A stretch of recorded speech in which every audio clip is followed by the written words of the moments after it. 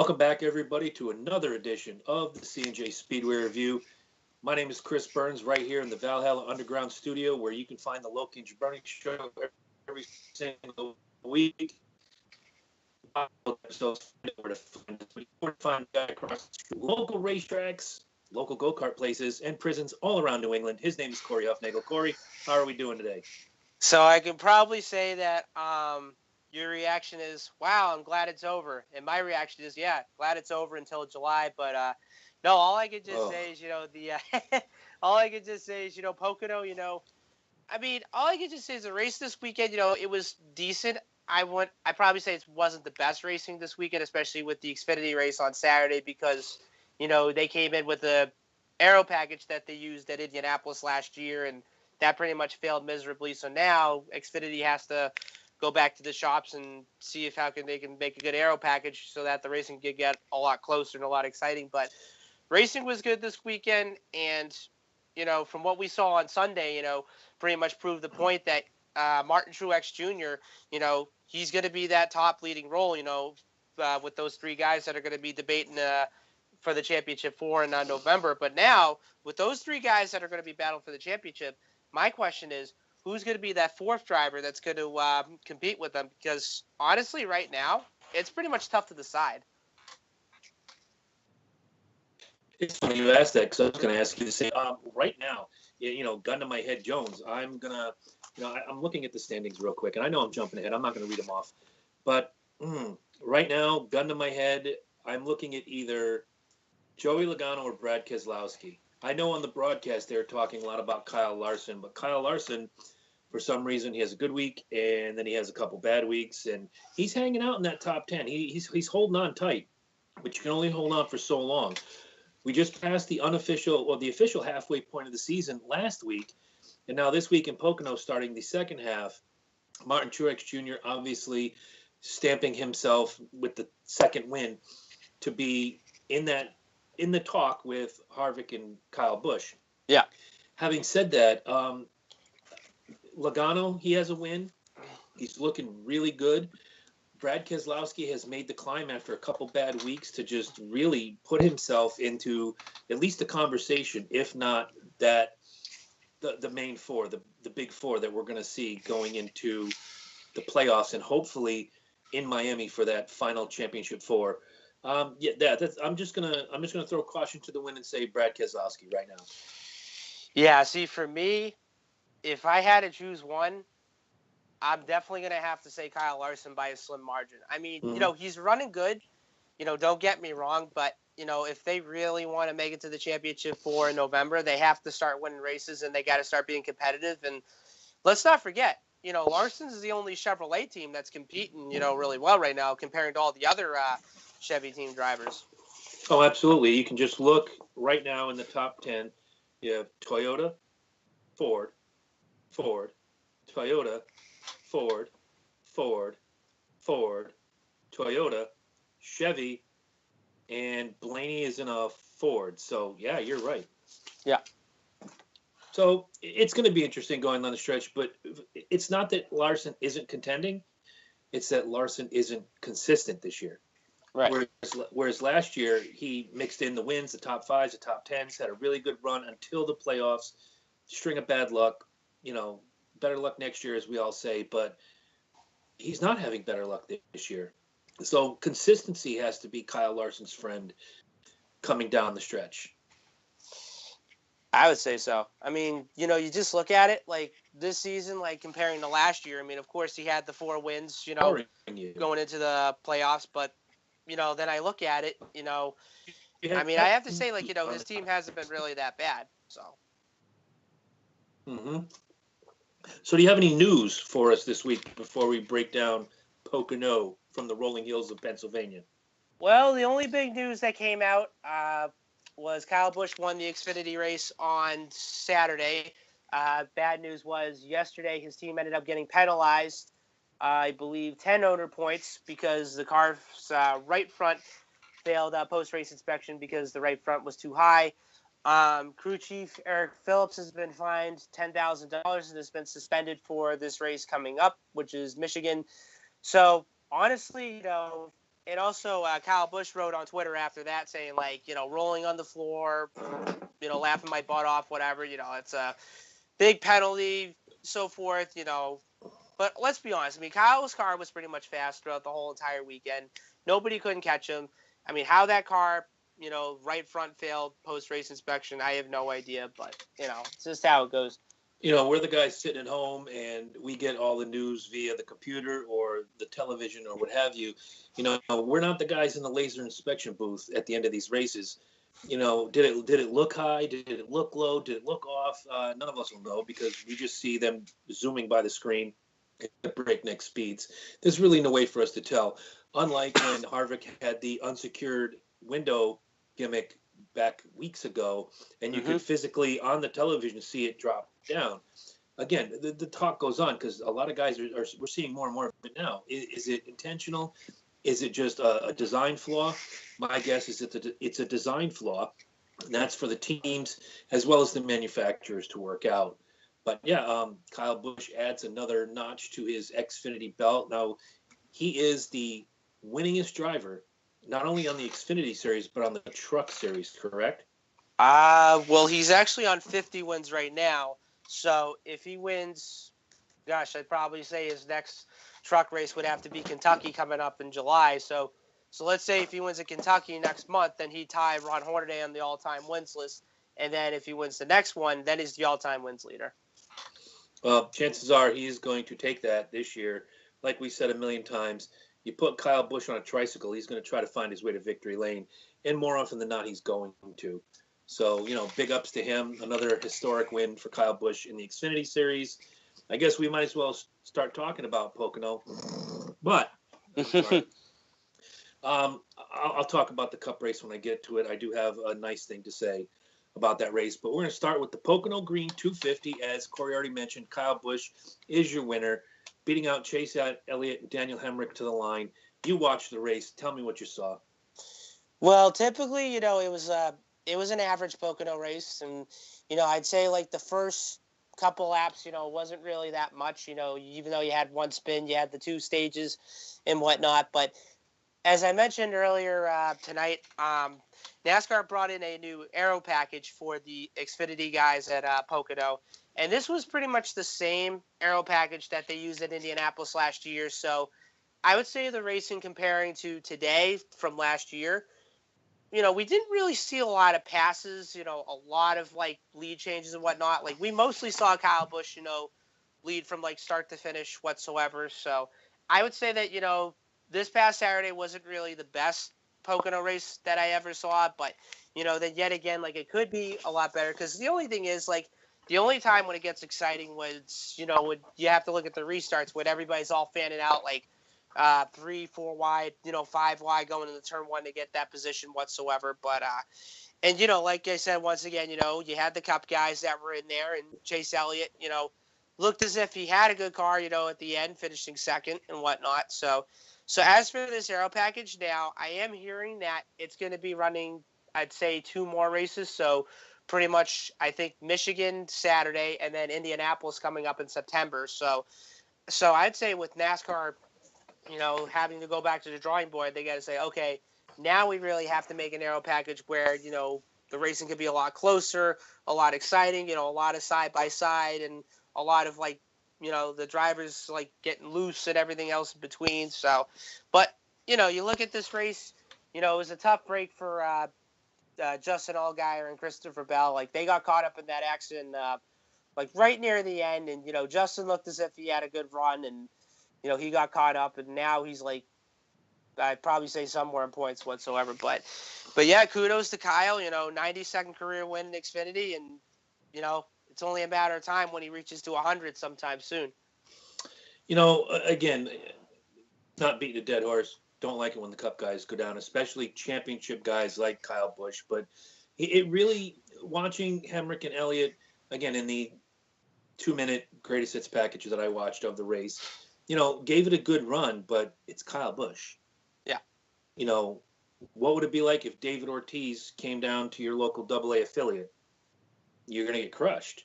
Mm-hmm. Much like Kyle Busch, but he drives a hell of a race car. He really is in my opinion, top 5 of the last 10 years, easily.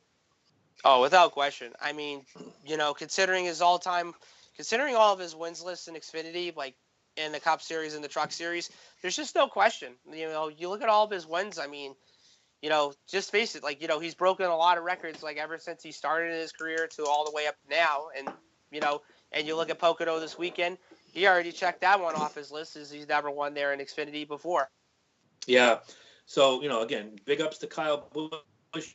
He was number 1, Chase number 2, Daniel Austin Cindric, Cole Custer, Elliott Sadler 6th, John Hunter Nemechek 7th, Paul Menard 8th, Tyler Reddick 10th, rounds out your top 10. Now for some notables, and this is where you got Kaz Grala 16th, not a bad run for him. You got Dylan Lupton 23rd. Go a little further down the list. Oh, what a bad day for these guys. Christopher Bell, 36th. Justin Allgaier, 37th. And Chase Briscoe, 38th. Former series champion Jeff Green rounds out in 40th. Who was your happy and who was your sad? My happy this weekend, my happy this weekend would have to go to Austin Cindric. Another top 5 run for the Penske car. And so now he's just pretty much showing me that, he's starting to figure out these Xfinity cars pretty well, and now he's starting to run near the front. And not more importantly, he's starting to show me that, he's starting to finish consistent and, staying out of trouble throughout the whole entire race. Because let's be honest, I mean, the first few races this season, he got caught up in a couple accidents, not in his own doing whatsoever. But this is pretty much the part where, he's trying to learn this series because, let's face it, he's not in the Truck Series anymore. And, he's racing in the Xfinity Series where you have all these Cup guys come in, like Kyle Busch and Chase Elliott and Menard and Keselowski and Logano, like any of those guys and so on and so forth. But I really think, I'm going to take a good look at Austin Cindric. And, I think this kid could probably win a race this year. If not, he definitely could point his way in with no question. My sad, it's definitely going to have to be Chase Briscoe. I mean, I was really looking forward to seeing him have a good run in the 60 car, but he got caught up in a crash like early in the race. And he's another one of the guys that came up from the Truck Series. And, I looked at him last year. He had a lot of talent. He won that race at Homestead last year, right before Brad Keselowski shut down the doors for his truck team. And this is another driver who I think I'm going to be taking a look at as well and, could possibly have some good runs this season. Good point. My happy for the race is Cole Custer. With that 5th place finish, he leapfrogs a couple of different guys to get himself firmly into 2nd place in the points positioning. Now, without a win, it doesn't mean a whole lot. He may have to point his way in, but the last couple weeks, we've seen Cole Custer on the top half of the field versus the bottom half of the field, and that's where you need to be. Consistency is what's going to take you to that championship 12 in the Xfinity Series. I got a triple header at SAD, 36, 37, 38. Bell, Allgaier, and Briscoe all in one fell swoop. 3 guys that are better than these finishes. I didn't see what happened to these 3 guys. Maybe you can shed a little light. Yeah, well, what happened was they were going down the Long Pond straightaway, and I guess what happened was, I believe the 7 got loose, and then next thing you know, he turned into the 20 of Christopher Bell, and then that pretty much ended his day. And then Briscoe? Yeah, Briscoe, he got loose and hit the wall coming out of the tunnel turn. Ugh. Yeah. Bad luck for these 3 guys. I know Bell and Allgaier are top contenders right now. And Briscoe, I believe, is not a contender. No. I don't think he's running a full schedule on the Xfinity Series. But regardless, to see those 3 who we're used to seeing up front every single week have such hard times, really difficult to absorb. And for those are 3 young guys. They can get past it. They can move along and learn from it. Or they can let it get them down and, boo-hoo themselves into oblivion. Mm-hmm. But in my opinion, these are 3 warriors. They are going to they're going to shake it off, and they're going to do better next time out. So we're going to do the point standings, and then we're going to do average finish for the race because, yet again, I lose. So The point standing start like this. Elliott Sadler still leading the way with 474. Cole Custer is in second at 412. Daniel Hemrick 1 point behind that in third with 411. Tyler Reddick 1 point behind that with 410. Christopher Bell drops to fifth, 395. Justin Allgaier 365. Brandon 762. Ron Truex 8th, 344. Tiff 9th, 323. And Austin Cindric rounding out that top 10 at 288. Next two for your championship contenders are Ryan Reed in 11th with 284 and Spencer Gallagher, although we're not quite sure what the future holds for good old Spencer. So we're just going to move Ross Chastain up the list and consider him number 12 at 245. The next four trying to get themselves a spot. Well, I'm sorry, the next three. Ryan Sieg, Mike Lynette, and Kaz Grala.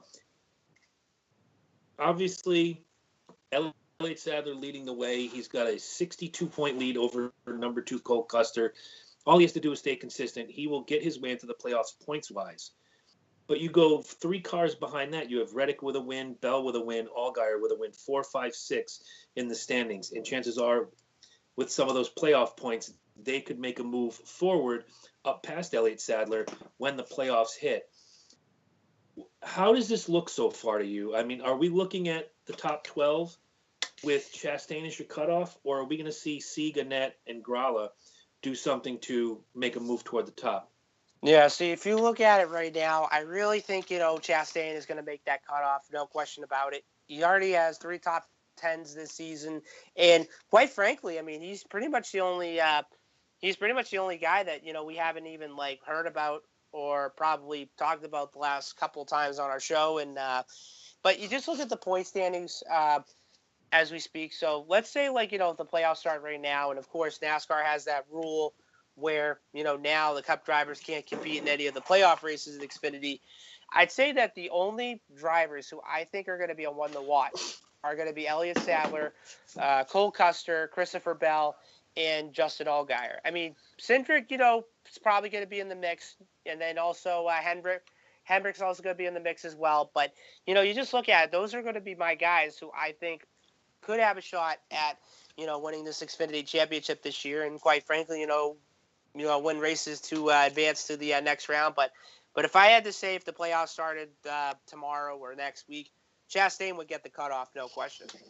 Okay. Now, quick question. The top 3, as we just mentioned, do not have a win among them. Sadler, Custer, and Hemrick. Who's going to find victory lane first out of those 3? That is a tough one. I probably say, if I had to pick one right now, it's definitely going to be Cole Custer. Wow. So I was going to take the easy money and say Elliott Sadler. Experience is on his side. He's had some great equipment all year long, just hasn't been able to close the deal. But Custer's a fantastic pick as well. Yeah. I'm going to go with you. I'm going to say you're right on this one, Cole Custer, because when we look at this week's average finish, brought to you by whatever beer is in this gimmick right here, we look at our picks from last week. I took Elliott Sadler for the win. He finished 6th. I took Justin Allgaier as my sleeper. He did not finish 6th. He did not finish 16th. He did not finish 26th. He did not even finish 36th. He finished 37th, giving me an overall total of 43, which you divide that by 2. My average finish this weekend was a whopping 21.5. I'm starting to feel like Jimmy Johnson. Anyway, Corey took Kyle Busch, who came home the winner. His sleeper was Kaz Grala, 16th. You add that up, that's a 17. You divide that by 2. Corey's average finish and the win for the week at 8.5. Congratulations, Corey. Fantastic once again. You seem to have this Xfinity average finish gimmick locked up. I should just give up, but I won't. But I won't. Anyway, now on to the paint drying 400. I'm sorry, the Pocono 400. Look, I watched the entire race, and the racing was better than it has been in years, but it still wasn't, in my opinion, good. It was fair to good. Mm-hmm. I didn't like, as they have been for many years with the many new aero packages they've rolled out, when they all do that IndyCar dip and dive when they go back to green, going 4, sometimes 5 wide just to get a position or two. It's dangerous. We saw that with, I believe it was Eric Jones on one of the restarts. Yeah. Got tagged and hard into the wall because you dip out that quick, somebody else dips out that quick, no room to move. You're going to get tagged, you're going to get spun, and you're going to have a bad day. But one thing I took away from it, and I want to point to the top five, and we'll talk about them in a minute. Those top five cars were great all day. They did not have any missteps. There were a couple missteps in the pits. There were a couple of bad decisions, much on the part of, say, Kevin Harvick for one, Ryan Blaney for another, where sometimes they stayed out. Sometimes they took two tires. And at a place like Pocono with that long straightaway, the longest straightaway in NASCAR on any given track, you need those fresh tires to keep up with the other cars.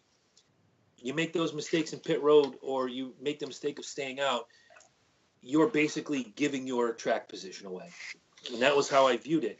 However, watching those top five just keep battling it out, and at times, with the exception of Kyle Larson, switching over for the leading laps, everybody in the top five except for Kyle Larson led some sort of laps this past weekend. It was great to see. The lead changes were fantastic. Up front, the racing was close. Past the top 10, it just seemed way too spread out. Like nobody had anything for anybody else. It was just, I don't know. We could have done watching the top 10 the entire race, and every now and again you can mention, well, now they're passing Ty Dillon, who's in 23rd. You know, it's not a race I enjoy, but I watch it because A, it's NASCAR, B, I love NASCAR, and C, I got to come here and talk about this 1 hour every week, so might as well do my homework. So let me break down the finishing order. We'll get into happies and sads. We will break down the points, and then we will break down the average finish for the week. But at the top, my daughter's favorite driver, Martin Truex Jr., comes away with the victory, led 31 laps. Car looked great. He was never that far away from the top five ever all day. It was beautiful. Kyle Larson second, Kyle Busch third, Kevin Harvick fourth, Brad Keselowski fifth, Ryan Blaney sixth, Eric Almirola seventh. Jimmy Johnson led himself a couple laps. Oh my God, did I just say that? Yeah. Jimmy Johnson led a couple laps. He finished eighth. Joey Logano ninth, and Chase Elliott, still chasing that first win, rounds out the top 10. Other notables, Matt Kenseth comes in 13th. Jamie McMurray 15th. We go down the list. William Byron and Kurt Busch finished 18th and 19th, respectively. Not a great day for those guys. Eric Jones, we just mentioned, had some trouble. He finished 29th. Derek Cope, I just wanted to say Derek Cope, 34th. Denny Hamlin, a disappointing 35th. And Bubba Wallace taking home the reverse win in last place, 38th. You have some happies and sads you want to get to? I want to hear them. All right, so my happy this weekend. Okay, so my happy this weekend would definitely have to be Eric Almirola, because in his interview after the race, he said, I never been that great at Pocono the last couple of years, and to be in a Stewart-Haas racing car and to drive to a 7th place finish, I thought he did a really good job, no question about it. My sad would definitely have to go to Denny Hamlin, because ever since they redid the whole Pocono racetrack, he hasn't even won a race there since. No. And when it was like back when it was like old and all that other stuff whatsoever, like, he'd won there like I'd say 5 times or whatever times he's won there. But yeah, but if you look at it from then to now, Hamlin hasn't had the success, on the tricky triangle, but I really thought that he was going to get a top 5 finish until he got caught up in a wreck like right near the end. Right, and again, it's bad for him. Again, he's been a multiple time winner there. He knew how to drive the old surface. Is it the surface? Is it Denny Hamlin? Is it a combination of both? I'm going to vote for the surface. You don't win there and then forget how to run Pocono. I think the new surface has a lot to do with it. My happy, I'm going to go homer on this one for my daughter, Martin Truex Jr., putting himself back in the conversation, as we said earlier, as a legitimate championship contender. He is your defending champion. He is your reigning champion. And now he's got a chance to go back with 2 wins and be a serious contender for the 2018 Cup. My sad was for a guy who led a couple laps and just had crap luck, missed a shift, blew out his whole engine, Bubba Wallace. What a bad day, to be up front, to lead a couple laps, and then fall back just a little bit, trying to get back up and missing that shift. I think they said he tried to go from 2nd to 4th, or he slipped and went from 2nd to 4th. Bad for business. Bad for business. You can't skip that that gear on a track like Pocono, but it just basically ruined his day and it just sucks for Bubba Wallace. He's one of those guys we all want to see win, much like Yeah. Chase Elliott, much like William Byron. But you can't have this much bad luck, kid, and expect to be a legit contender. And speaking of our legit contenders, there's nobody being taken off this list for drug violations. But if you're a fan of one of these guys, depending on who you like, you may need to be taken off the list for a drug violation. Kyle Busch is still leading the way with 624 points. Now get this, kids. They have the most wins combined on the circuit, but that one last place finish blows it for everybody. Kevin Harvick is nearly 100 points behind in second with 537, but he has 5 wins. Joey Logano third with 534. Martin Truex Jr., 487. Fifth is Brad Keselowski with 474. Clint Boyer sixth with 453. Kurt Busch in seventh with 447. Denny Hamlin eighth, 437 as well. Ninth is Kyle Larson, 425, and Ryan Blaney rounds out the top 10 with 413. The next 6 on the championship contender list, technically, because Austin Dillon rides in 18th with a win, so he's in. Eric Almirola looking good in 11th, 406. Jimmy Johnson is 46 points behind that in 12th with 360. Chase Elliott, 13th with 334. Eric Jones, bad luck Jones this weekend, 322, 14th. Ricky Stenhouse, 15th and Sean Max, 16th with 310. Now we talked about last week. We're talking about him again this week. 17th, 19th, and 20th being Paul Menard, Daniel Suarez, Jamie McMurray. We already know. We've already said who's going to do this, who's going to do that. If you look at this list from 1 to 20, in specifically 11th down, take Jimmy Johnson right out of the equation because we've talked enough about the highs and lows of Jimmy Johnson. Who's the biggest disappointment from 11 to 20 right now? All right, so my disappointment would definitely okay, so my disappointment would have to be Austin Dillon because even though he has that one win, I mean, I'm pretty quite surprised that he's like literally deep down like 18th in the points and quite honestly, like, you know, once we get to the playoffs, you know, this 3 team really has to perform on its A game because, you know, you can't be on the bottom, you know, once that playoff starts and, you know, and once you're in that bottom, like 12 or 16 or whatever it is, like, you know, at the start of playoff time, you know, you have to win a race, like, to get to the next round. And, you know, let's face it, you know, and we saw this happen before, you know, if you do crappy the first 2 races, then you got to go the elimination race and try to win it all. And, you know, and I'd probably say for this team, even though they have an average finish of 18.9, you know, it is decent, but then yet again, like, you know, neither him or Ryan Newman have just been nearly the best this year, Richard Childress Racing, and I really want to see this team perform, you know, especially when it comes to playoff time. Oh, absolutely. I don't disagree with that. I want you to take a look at this because I'm going to agree with you on Austin Dillon. Even though he's in the playoffs, he's a disappointment. And I want to start before I run down these numbers to you. I've watched them run. I've seen them get into a little bit of trouble here. Never big trouble, but enough to keep them on the lower half of the scoreboard. Do you think, and I know it's speculation, that maybe the 3 team is sandbagging just a little bit? We have our win. We're in. Why are we going to blow our wad now where, you know, Harvick's got 5, Busch has got 4, you know, do we want to challenge for that top spot or do we want to just hang back and then show what we have in the playoffs? I think that's what they're probably doing is, and not only that, a lot of teams usually end up doing this too. Like, you know, if you end up winning a race, go to the playoffs, you know, now, you know, that team is going to be like, okay, why don't we try and experiment some things so then that auto way we're ready for playoff time and so forth. Because, you know, comparing from having a win to needing a win, you know, it's a lot different because if you need that win, then you really got to go for it. But if you have that win, you're pretty much like, oh, we're locked into the playoffs in September. We got nothing to worry about. But then once it comes playoff time, then it's a whole new ball game. Right, but then you're going to have guys underneath you where you've already made the playoffs. Now they want to take your spot and move on. Guys like Elliott, Jones, Bowman, you know, these are guys who are clawing and scratching and fighting once you get to the playoffs if they keep those positions. that they want to move on to the next round. A song many years ago said, "A man with nothing ain't got nothing to lose." Well, Austin Dillon better be looking over his shoulder, because one of these guys who are on the bubble are going to pass right by him, take his spot, and he's just going to be holding, "Look, I got this trophy.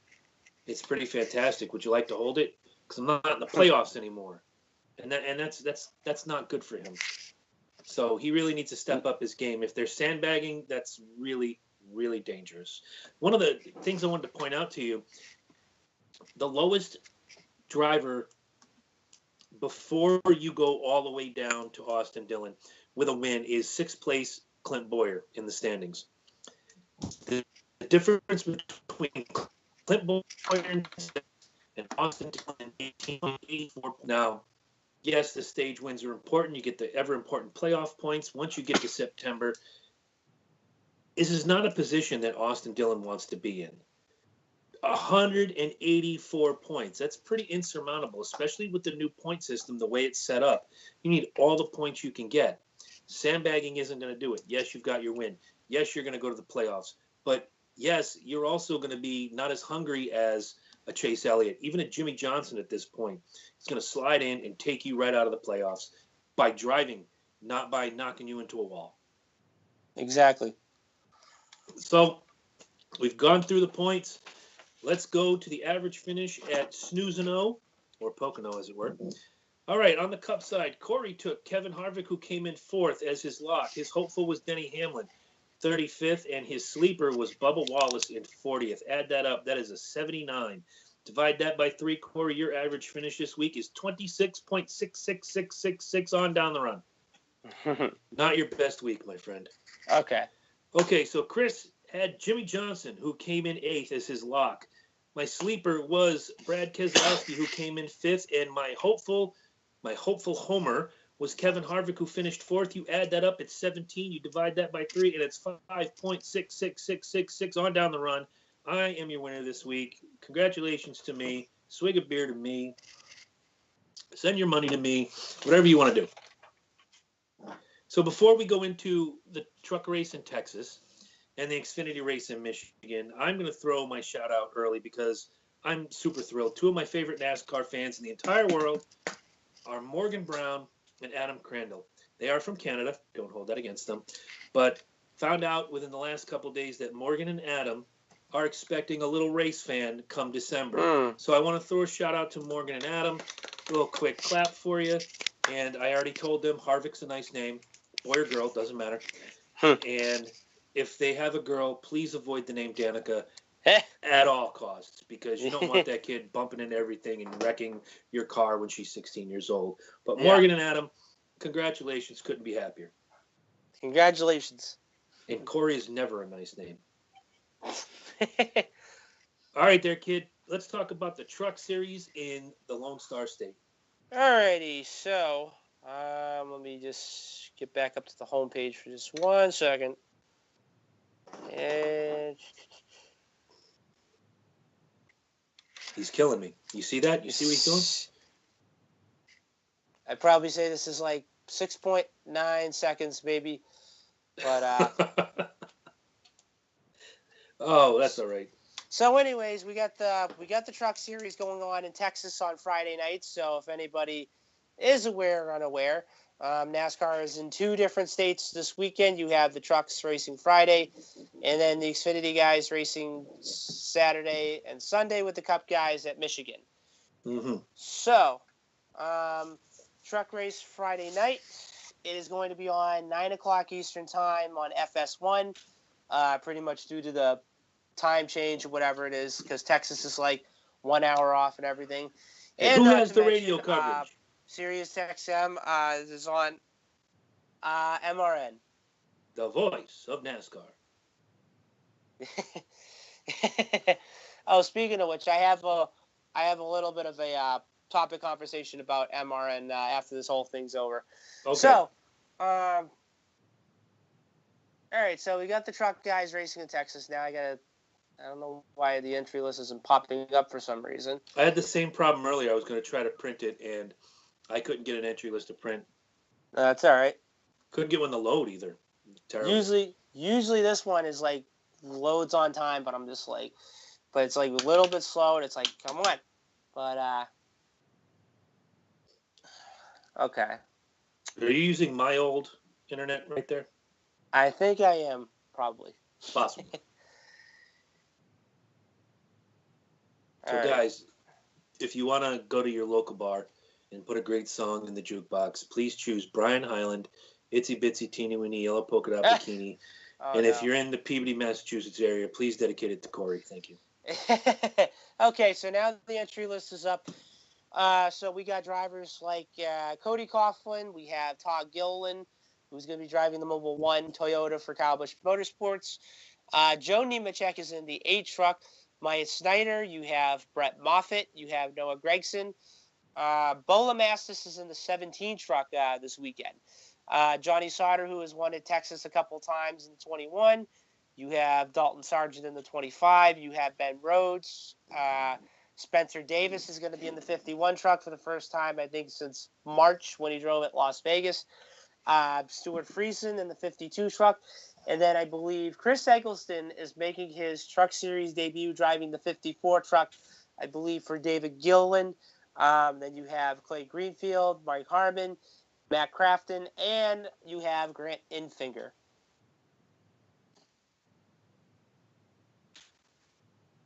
And I think there is no sound off of Chris or...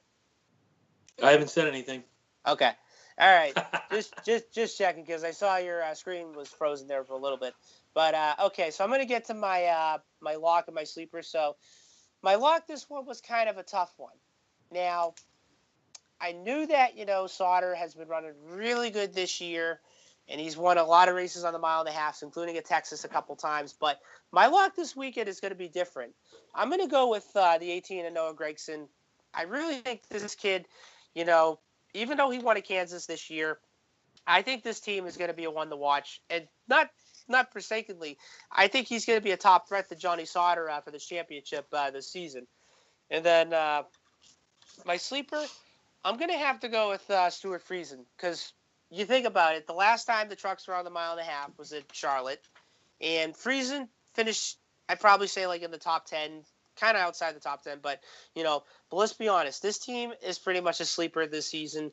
They have been running really well ever since they aligned with GMS Racing, even though Halmer Racing has the 52 truck and has Alliance and so whatever. But don't count me out, guys. I really think this team could possibly win a race right before Eldora because, quite frankly, Friesen knows how to run on the dirt. But keep an eye on this 52 team. They have been running good this season, and, they have been leading laps. They did win a stage, and all I could just say is, if Friesen doesn't win a race this year, I could see him pointing his way in.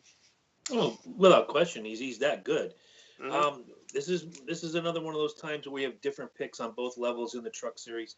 My lock is going to be Johnny Sauter for all the things you mentioned just a little bit earlier. My sleeper is going to be Gilliland. I just think he's primed and ready for a really great run in the Truck Series.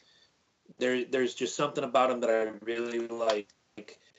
So we're looking at 4 different picks, two different sleepers at the big track in Texas, and let's see how it plays out. But I'm looking forward to that. I'll be home in time to hopefully catch, much like I usually do, the first 2/3 of the race, and then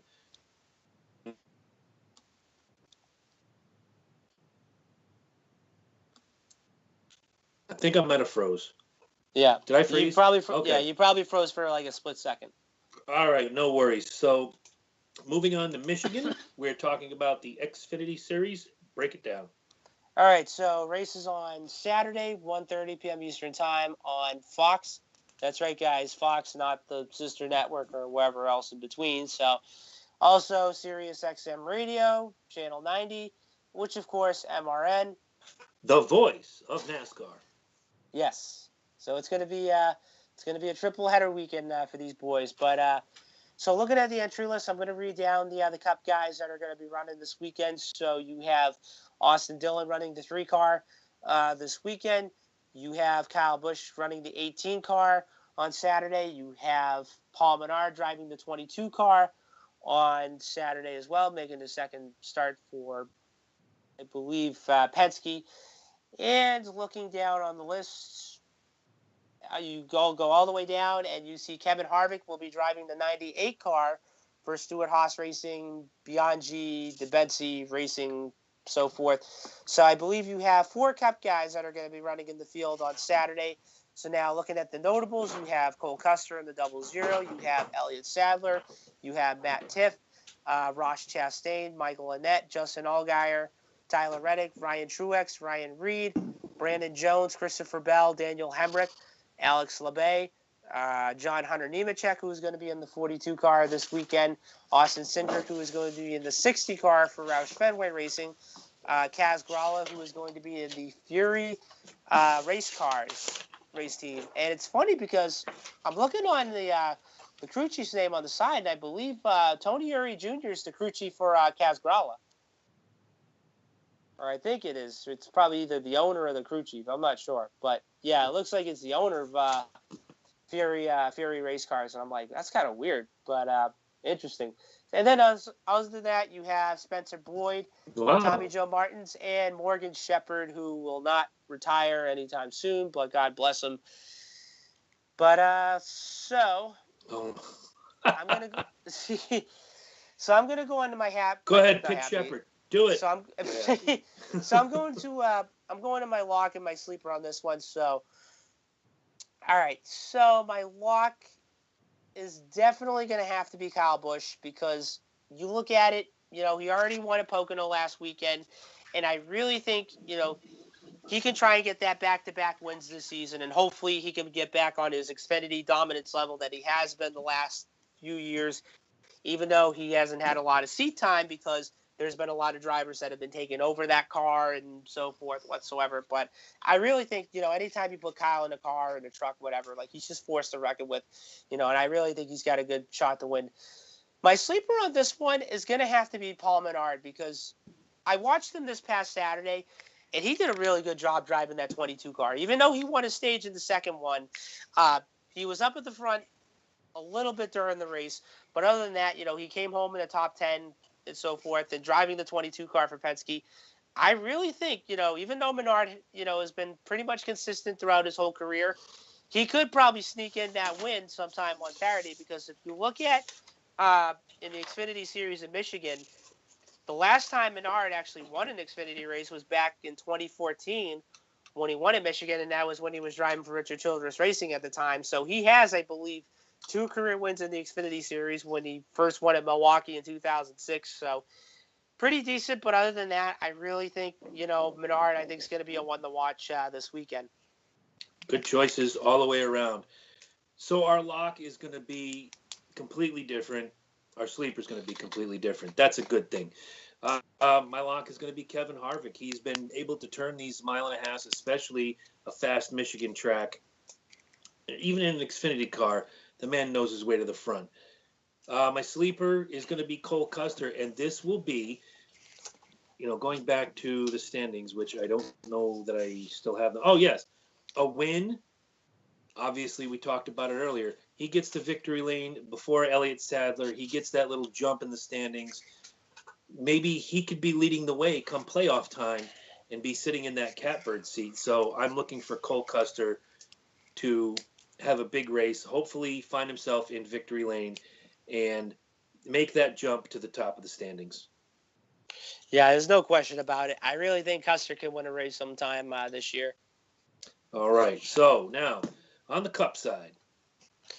All right. So Sunday, you have the Firekeepers Casino 400, which will be on 2 o'clock Eastern Time on Fox, and, of course, Sirius XM Channel 90, which, of course, MRN. The voice of NASCAR. That's right. Oh, I'm sorry. Did I not do that right? The voice of NASCAR. There you go. You got it. So, looking at the entry list, you have usually the same old drivers as usual. You have Jamie McMurray. You have Brad Keselowski, Austin Dillon, Kevin Harvick, Matt Kenseth, Chase Elliott, Eric Almirola, Denny Hamlin, Ryan Blaney, Ty Dillon, Ricky Stenhouse Jr., Kyle Busch, Daniel Suarez, Eric Jones, Paul Menard, Joey Logano, William Byron, Ryan Newman, Matt DiBenedetto, Michael McDowell, Chris Buescher, David Reagan, Kurt Busch, Kyle Larson, Bubba Wallace, AJ Allmendinger, Jimmy Johnson, Martin Truex Jr., Alex Bowman, and Casey Kane. So who do you got? So my lock this weekend is definitely going to be Kyle Larson, because even though he's won the last 3 races at Michigan, I think this kid is fast, and I think, he's going to be a one to watch out for on Sunday. And, even though he had that good run at Pocono this past weekend, I really think, we're already seeing the point where, this kid's ready to win a race. And, quite frankly, he could have won 2 races this year. Had at Kansas, he hadn't had that whole mess up. He could have ended up winning. But, yeah, I'd probably say, Larson, definitely is going to win that 4 straight or 3 straight, whatever it is, and so forth. But my sleeper, let's see. Yeah, my sleeper, I'm going to have to go with Menard on this one because, like I said, he's consistent. And last year, the Wood brothers, they were a really good team. They won a race, with Ryan Blaney. And, even though they haven't been the best Ford team this year, but they've been kind of like sneaking into the mix, a few times during the races. And, and I think Menard won a stage, I believe, at Talladega, I think back in like April or May or somewhere. But I think Menard, he could definitely be in the mix like right near the end. Now, my hopeful this weekend, I'm definitely going to go with Jimmy Johnson. All right. And all I can just say is now is pretty much the time where they really need to start performing, even though they're 12th in points, which they're pretty good for now, but they can't afford to mess things up the next couple of weeks. Totally agreed. Now, when I love Michigan. I just love Michigan racing. The high speeds, the fastest mile and a half on the circuit. It's out there. Everybody knows. I looked not only at the past Michigan race, but I looked at the past 3 years of Michigan racing when I looked at this because I wanted to make sure that my picks were solid. And basically, I'm letting you guys know right now, I'm looking at my hopeful. I'm going Stuart Haas Jones across the board. My lock is Kevin. My sleeper is Eric Almirola. Now, I flipped a coin on the last one because in the last 3 years, their finishes have been somewhat close to each other, but the coin landed on the right side, and my hopeful is going to be Kurt Busch. The Fords were super strong at Michigan in the last couple races. Yes, Kyle Larson came home the last couple times with victories, but you can't count out these Fords. And when you talk about the Fords, you have to talk about Stuart Haas Racing. So am I going home? Just a bit. I think Stuart Haas is absolutely the team to beat. 2 of the guys have victories. 2 of the guys are in the top 6 that don't have wins. Right now, the lowest Stuart Haas driver is 11th in points if you don't put Austin Dillon up into those rankings. Eric Almirola falls in 11th. So hard to bet against them. Of those 3 drivers, I will say this. I understand that seems every week one Stuart Haas guy seems to be back of the pack, second half of the field.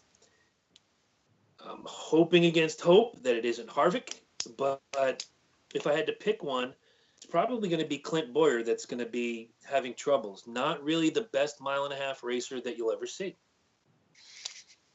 Yeah, I'd probably say so. I mean, like, even though he already has that one win, let's be honest. I mean, Harvick's just pretty much the class of the field all year. And, the only time, when that team has gotten into trouble is, they pretty much got into trouble, like, not in their own doing. And of course, like what happened at Charlotte, where they failed the laser tech 3 times, they cut a tire, like, early in the race. And then you go to California a couple months ago where he tried to side draft Kyle Larson, but that pretty much failed miserably. Yeah. And even though he said on the radio, it said, that was my fault. I didn't really know the car was going to come up like that. And then, of course, you have Almirola, which, of course, he was leading the Daytona 500, was coming down the backstretch, tried to block, and then he pretty much said on the radio, actually said in his interview, yeah, it was my fault. I blocked like right at the end, but that's what the last lap is. In the Daytona 500, you got to go for it, and you're gonna have to make those blocks, and whoever's coming up from behind, you have to do what you got to do to win the race. But and then you look at Kurt Busch. I mean, look at him this season. Like, I want to say like he's not really doing the best this year, but there has been times where he has had some good runs. but then yet again, he hasn't really like met my expectations this year. I point to Kurt Busch as he's like not in a personality way, but on the track, he is a snake in the grass. He's waiting to strike. He gets up front, he leads a couple laps, he falls back, he climbs back up. I know I showed you guys the Pole Position magazine before that you get with Speed Crate every couple months. He's got the cover for a reason. As the 2004 champion is turning up the heat. Kurt Busch is running one of the best seasons he's had. I want to say since that 2000 campaign. Yes, a couple years ago he had a really good run, didn't translate very well. Was that luck? Here, I believe doing it. We all know Kurt Busch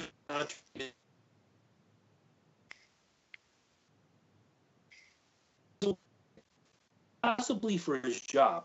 You win, you get in the playoffs, you have a good showing, first round, second round. If you make it all the way to the end, fantastic. But getting in, moving forward, is going to do you a whole lot better than, well, I did really great and consistent all year. This is, you hear the term in football, baseball, it's a contract year. He's hitting them out of the park. He's scoring more touchdowns than usual. He wants that big contract. He doesn't need necessarily a big contract. He's already won his championship. He's going to be a Hall of Famer, but he needs a job. He's got to get in the victory lane to get a job. That's my opinion. So if this is the end of the line, 2018 for Kurt Busch in Stewart-Haas Racing, not a bad run for that guy. Not a bad run at all. And believe me, if I want to see a Busch, not just on the front of the car, but if I'm going to see the last name of Busch on the car in the Championship 4, I'd prefer it be Kurt than Kyle, but you can't deny both those brothers are fantastic behind the wheel. No, I can't disagree on that one. All right. So you said you wanted to talk about something when we got done with these picks and things and stuff like that. What did you want to mention? All right. So this is going to be very interesting to say the least. So this is going to be very interesting to say the least. So I was driving home from work today, and I was listening on the Sirius XM Speedway, which of course Dave Moody, hosts every afternoon on Sirius XM Channel 90 NASCAR Radio. So now where I'm going with this conversation, I forget where it starts off. Like he was probably mentioning something like, like what NASCAR, should do, like, should have listened to the fans and the drivers and so forth. But what happened was he kind of mentioned the movie Days of Thunder and how, the movie wasn't really that great. So I want to try and jump on the defense right here. So he writes on Twitter saying that, Talladega Nights was basically like Days of Thunder was basically a farce on purpose. Talladega Nights was like pretty much like a double farce and so forth. But, you look at it, I say to myself, Dave Moody, like, if you're watching this right now, like, I really love your show. I really love, how you're opinionated on racing and everything. But I got one question for you. Why are you criticizing Days of Thunder? Days of Thunder, my all-time favorite NASCAR movie. And honestly, I could just say this. I could watch that movie over and over and over and over again. Yes, I have watched that movie 100 times, and I can still say it's one of my all-time favorite NASCAR movies. And to give you proof, I got the T-shirt that says it all. I got the die-cast card that says it all. Oh, look out now. Yeah. And this is pretty much my favorite character in the movie. Why? Because, it's Rowdy Burns. And, he's one of my favorite characters in that movie. And Dave Moody actually said this. He said, Days of Thunder wasn't really, like, the best movie, like, I ever saw and everything. Like, watch how many times, Cole Trickle, misses, like, high gear, like, before it's, like, the last lap and so forth. And honestly, all I got to tell you is that, that movie brought up a lot of drivers. Now, he said that it didn't brought up a lot of drivers, but in my opinion, it did. Because the reason why, back in 1989, there was a guy that was qualifying this car, the 51 car, which was supposed to be one of the movie cars that was supposed to be shot in the movie. And you know who that driver was? But none other than Bobby Hamilton. Yes. The late Bobby Hamilton. He qualified 5th in the 51 car. So you know what the movie guys did? They said, you know what? Why don't we take all the cameras and all the technology stuff out of the car and just let him race? And sure enough, they let him did. Now, one other interesting Days of Thunder story was Dale Earnhardt Jr. said the story one time in the press conference. He said that I guess Tom Cruise and a couple of the movie producers had a meeting with his dad, Dale Earnhardt. So they had like a little bit of a 30-minute meeting and everything else and so forth. And they got out of that meeting, shook hands, blah, nothing else. But now here's the rumor where it comes to this. So rumor has it, Dale Earnhardt was supposed to play the villain Rowdy Burns in the movie. But what happened was he turned it down because he didn't want to play the villain. So that's how, Michael Rooker, got that role in the part whatsoever. But, honestly, I have to say this, like, if I have to compare, Days of Thunder and Talladega Nights, I would have to take Days of Thunder, by like a top notch. Don't get me wrong. Now, Talladega Nights was a good movie. I mean, there were some parts where it had like moments in it, but like most of the movie, like it was kind of like cheesy, and it was just like, come on, you guys could have done better than that. Like, it's just like weird. So, but honestly, like I'm not crapping on Dave Moody or anybody else in between, but I'm just saying that, in my defense, Days of Thunder is my all-time favorite NASCAR movie, and I'll just watch it like 100 million times and still say it's one of my favorite movies.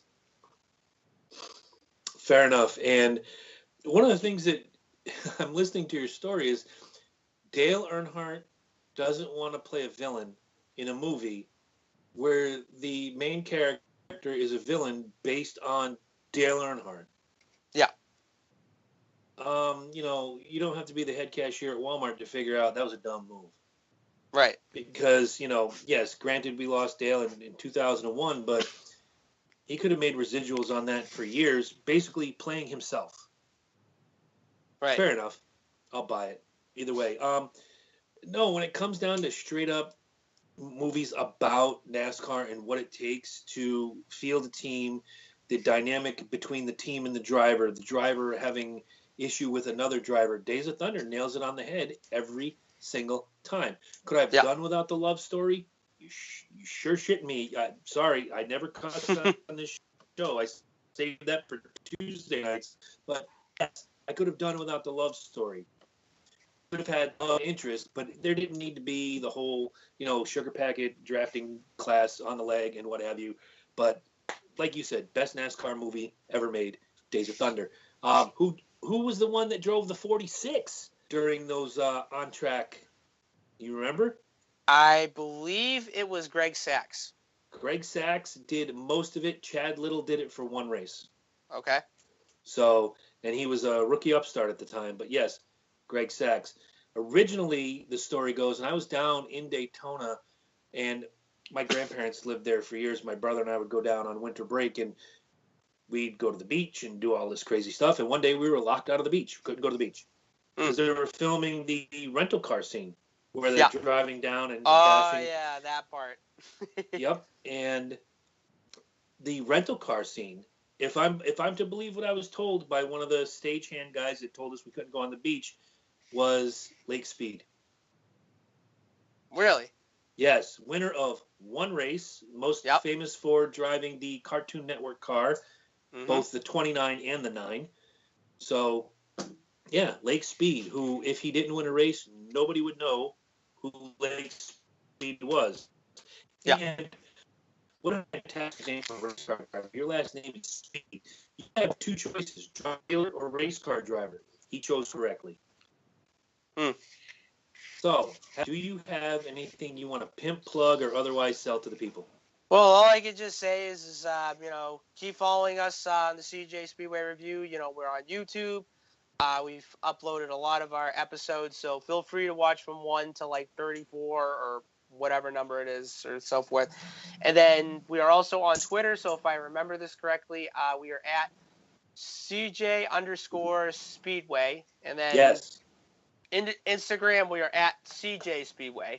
And so before we leave off on this, and I think we kind of mentioned this like last week, so if anybody knows the race car driver John Andretti, he had colon cancer last year, had treatment, thought he was going to be cancer-free, and then a couple weeks ago his cancer returned, and from the looks of it, it is now starting to spread.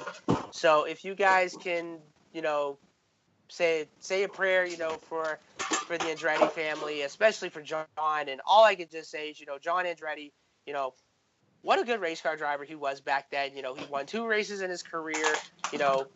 He's pretty much the son of, well, pretty much the whole Andretti family and so forth. Like, and you think about Andretti, like you think of Mario, who has won the Indianapolis 500. You think of Michael, who has won a lot of races in kart, in IndyCar, or whatever it is and so forth. Then you have Marco, who's racing IndyCar. You have and then of course you have John, which he's competed in NASCAR, he's competed in IndyCar, won 2 races in NASCAR in his career. But honestly, John Andretti, it's a sad story, to say the least. But all I can just say is just give out your thoughts and prayers to him. He's a really great guy. Absolutely, one of the nicest guys. I had a chance to meet John a couple times over the years going to the races. Always a smile on his face. Always glad to see you. He treated you the way you wanted to be treated. You weren't just a guy, oh, what's your name? And here you go, just beat it, buy the shirt. No, he cared, or it seemed like he cared. So, sometimes you can't tell with these guys, but hey, it's how I became a Rusty Wallace fan. And John Andretti, same way. I never rooted against John Andretti. So, and a terrible thing. He's from racing royalty, like you said, and just terrible what he's going through. So, you're right. Couple extra for John and his family. Terrible thing to go through.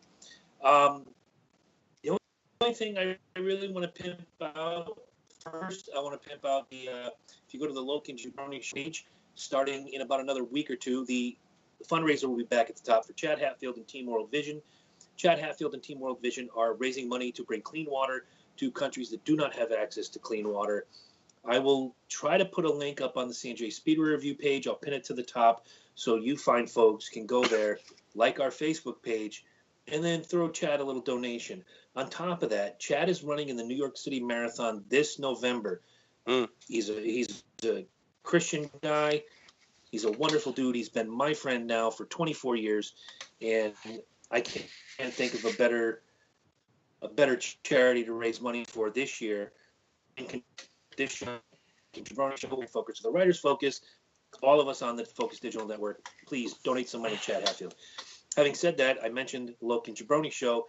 Corey, do you know anybody who likes professional wrestling? All right, so if I could probably think of the top of my head, I got a couple of friends of mine, who are into WWE, but I want to say my friend Kevin. Your friend Kevin. Does your friend Kevin watch this show? He doesn't watch the show, but I'm gonna try and give the advertising out. Okay, well, Kevin, this one's for you. Last night's Loken Jabroni Show, if you know anybody who likes wrestling, was all about this, my friend. The Intercontinental Championship. We break down the top 10 Intercontinental Champions of all time, from the 70s, 80s, on to today. This is what it was all about, and this was donated to us for the week by listener Eric Mitchell, who is a Loken Jabroni fan. Not a race fan, but he does check us out here. So, Eric, I took care of it for you, brother. It's still here. But you're going to have to come and get me inside of a steel cage Saturday night to get this. So, definitely check out both shows. Also, Eddie's going to have some new content coming up on the Writer's Focus. He's got an interviewee coming in. I believe it is his publisher or his editor. Not quite sure which one, but please check that out. And going forward, just enjoy the races this weekend. If you are going to either Texas or Michigan, have a fantastic time. Never been to Michigan, had a chance back in '96, and it fell through. I was living in Indiana at the time. So it'd be great. It's on my bucket list. But then again, if I go to Michigan, I can't wear any of my awesome Ohio State gear into that state up north. Enemy territory. Exactly. The only time I feel comfortable saying the word Michigan is when I'm talking about NASCAR. Yep. Other than that, they are that state up north. Mm-hmm. So anyway, Corey, you're a hockey fan. Let's have a little lighthearted banter real quick. All right. What the heck is going on with the Golden Knights, man? I don't know. I mean, I really thought that, the Vegas was going to compete with them, and now it's down to like 3-1. But I probably say like, Vegas really needs to win tomorrow night. But I don't know. I mean, if you look at it, like, it looks like Washington has this locked up, like, depending on what happens. But we'll just have to see. I honestly, like, I'm really surprised that Vegas made it this far, which I didn't really expect them to make it this far. But All of us are. But it was actually funny because Kurt Busch was at one of the Golden Knights games. I think it was like game 2 or something like that, and I thought that was kind of cool. Yeah. But if you look at it, like, you look at Las Vegas, like, their whole intro, like, to like the start of like the games and stuff, I thought it was kind of cool. And then, like, it probably took like maybe like the whole entire like 20 minutes like to show like a whole entire intro. Like, at first you're like, oh, this is kind of fun, and then like 10 minutes later it's like, all right, now can we get to the game already? Because pretty much everything else was like over the top. But other than that, like, when you're out in Las Vegas, it's entertainment city out there. You got like, you got the shows, you got the casinos, you got the sports bettings and everything else in between. And, and let's face it, Vegas has a hockey team. The Raiders are going to be moving to Vegas sometime either next year or the next 2 years, whether like the stadium's already done. And if you think about it, we might have either an NBA team or we might have an MLB team. You never know. No, you don't. And speaking of the Vegas Golden Knights, shameless plug for the Loke and Jabroni show. Next week in Las Vegas on a Tuesday night, where we're recording our show, will be a record release party. Doesn't sound all that great. Everybody has a record release party. Yeah. But I believe the week after or 2 weeks after, current Las Vegas resident, he's been to a couple of the Vegas Golden Knights games. He was at Game 1 of the Stanley Cup Finals. Rock star. Depending on what you consider a rock star, I consider this guy. He's at the top of my list. There's Kiss and there's others, but in my top 10 is a rock star named Lizzie Borden. First album coming out in over a decade. It's called My Midnight Things. I've heard the 2-song preview. It is fantastic. If you're not a heavy metal fan, it's not even really heavy metal. It's kind of like, how do you put it? He put it a certain way in an interview printed recently. It's like horror pop.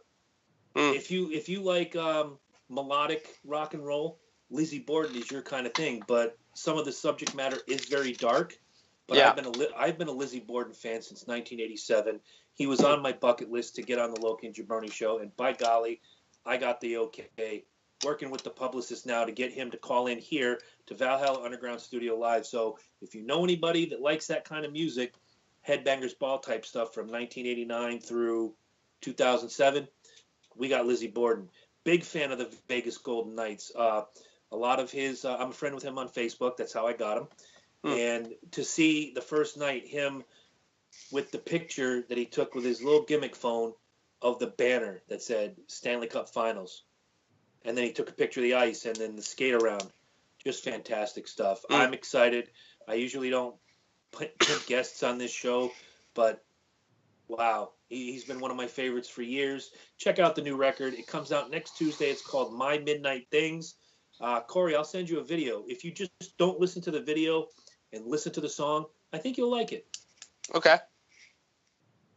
All right. So for Corey, myself, producer Eddie Focus, the Intercontinental Championship, Kevin Harvick right behind me, and only 2 beers tonight, man. I went low carb Jones tonight.